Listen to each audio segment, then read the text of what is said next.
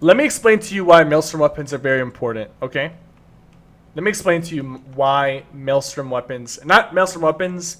No. Let's just talk about Maelstrom 2H and Maelstrom Destro. Resto and Bow, they have their place, but there's not as much of a game changer as the 2H as the 2H or the Destro for that matter. Because both of those are the offensive weapons. Now, like, Bow is offensive, but it's a bit different. Like, it's not usually your main offensive bar. I'm gonna give you a little bit of a talk. Why Maelstrom weapons are very important for Punk. Those are really good stats with the OCP. Why Maelstrom weapons, particularly 2H and Bow, are very important to have. Not required, but they're important to have, and they open up a lot of flexibility with your build. Here's the reason why. This build right here doesn't use Maelstrom weapons. I use 3 agility, 4 Morag Tong, and 4 Shield Breaker. A 4 and 4 and a 3 set. Which is really nice. It's really nice to have. Nothing wrong with that. The problem with Maelstrom weapons is this. I mean, the problem or the reason why Maelstrom weapons are very, very much required with certain setups. For a one weapon setup. I'm not talking about if you run dual wield or one hand shield. If you run dual wield or one hand shield, they're not that required. If you run like a Stam DK with one hand and shield, you might have a Maelstrom 2H on your back bar for bigger heals, but that's not going to make or break you, and it's not going to really be as big of a hindrance if you don't have it. Here's the problem. Here's where the problem occurs with Maelstrom weapons. A lot of people want to run 5-piece set bonuses. Let's take Eternal Hunt for an example. 5-piece Eternal Hunt. It's crafted. Let's assume you're wearing it on your body. You're wearing 5 pieces of Eternal Hunt on your body. Now you have a 2H and a bow slot that are open. You have jewelry slots that are open. And you have a helmet and a shoulder slot that are open. The problem also comes from the agility, endurance, and willpower jewelry.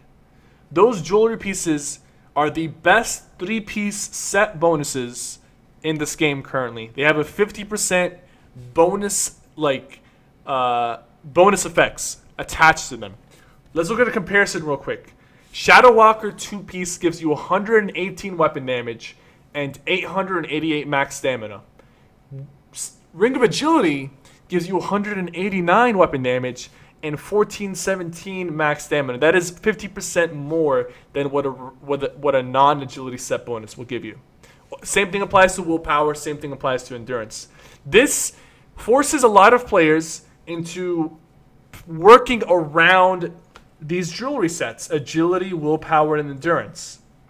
They force the players to work around these jewelry sets. So what ends up happening is you end up with a lot of people running 3 agility or 3 willpower, stamina or magicka, sometimes 3 endurance if you're running tank. A lot of people will run these sets on certain setups and try to fit the sets in because you get a lot of value out of these sets.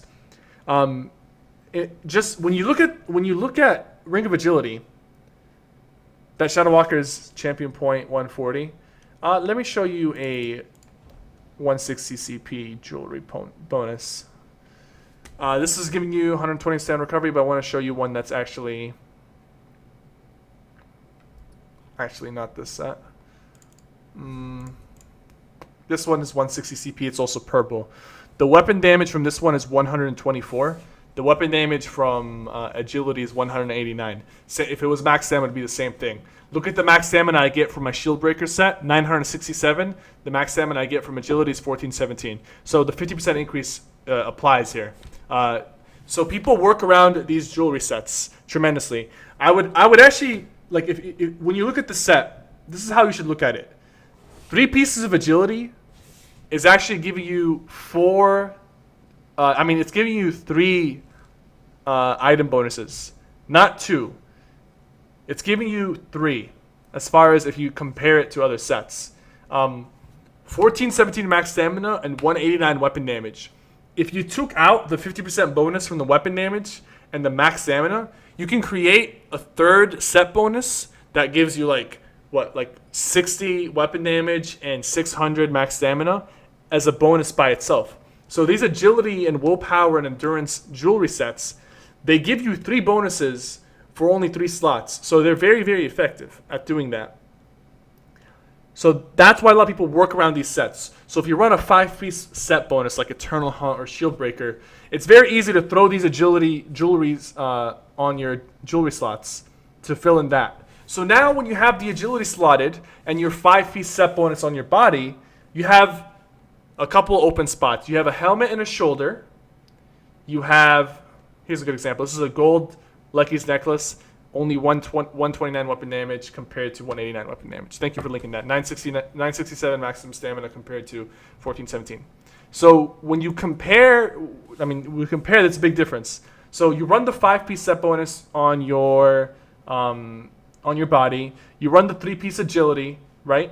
Now you have a few open slots. You have a 2-weight slot that's open. You have a bow slot that's open. You have a helmet and a shoulder. So what you could do is run a 3-piece set, right? Let's say just 3 pieces of a crafted set that gives you like 3 pieces more Coolden or 3 Ashen Grip. 3 pieces of Ashen Grip is gonna give you max health and weapon damage. So Ashen Grip helmet, Ashen Grip shoulder, Ashen Grip 2-weight, Ashen Grip bow. That's a 3-piece set. So you're wearing 3 pieces on the helmet, shoulder, and your weapons. 3 pieces on the jewelry, and 5 pieces on the body. That's how things used to work primarily. Sometimes you could run a 4-piece and things like that. It was a little different back in the day. But with the agility setup and with the Undaunted, it's a little bit different. Because now you can run Molakina helmet, Bloodspawn shoulder. There's your 2 bonuses that your Ashen Grip would have gave you. Trade the max health for the weapon damage or the stamina recovery. But then if you wield a Maelstrom 2H, you're getting something on top of that. You're getting another bonus of weapon damage. That's multiplied by 50%. Maelstrom 2H gives you... What does it give you? I don't have it on me. It gives you like 189 weapon damage. A 1-piece set bonus. But set bonuses usually give you 129. But it's giving you 189. There's the 50% coming in on the Maelstrom weapons again. So... you get your 50% bonus on the agility jewelry, then you get a 50% bonus on your Maelstrom 2H, and you don't feel like you're missing out by running a Maelstrom 2H if you're running a 5 and a 3-piece, because your Undaunted sets count as 1-piece bonuses. Undaunted sets, I think are the only sets in the game that have 1-piece bonuses, unless there's something else that I could be missing. But Undaunted sets have 1-piece bonuses, so you maximize your build that way. In reality, though, this kind of limits what people run in a way. Running jewelry that isn't agility or willpower is viable, but most of the time it's not recommended. Most of the time, getting the 3-piece agility or endurance or willpower sets is more important. And if you can fit a Maelstrom 2H into your build, you should. Yes, Maelstrom 2H is only going to give you the set bonus plus the 189 weapon damage. You could put a weapon damage glyph on your 2H, a crafted one, and you get the 350 weapon and spell damage. For my case, I use my bow a lot. I use my bow in a fight all the time. So if I wanted to, I can just craft the bow, put the damage on the bow, and I'm good to go. You know, I don't have to worry about that. You can put a poison on your 2H bar, and that way, like, how often are you proccing poisons if you have it on your back bar? You're not proccing it that often. If you have poison on your resto bar, like for a sorcerer, how often are you really proccing it? You're not really proccing it as much as you would like to. And some poisons are so strong that I'd rather have a poison over a let me dump my ult. I'd rather have a poison over a weapon damage glyph if I could just have my weapon damage glyph on my back bar and proc my poison more consistently.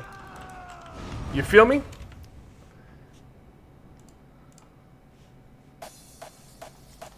Use defending bow. I have a defending bow, right? Oh, it's sharpened. I'll get a defending bow. I haven't had a chance to.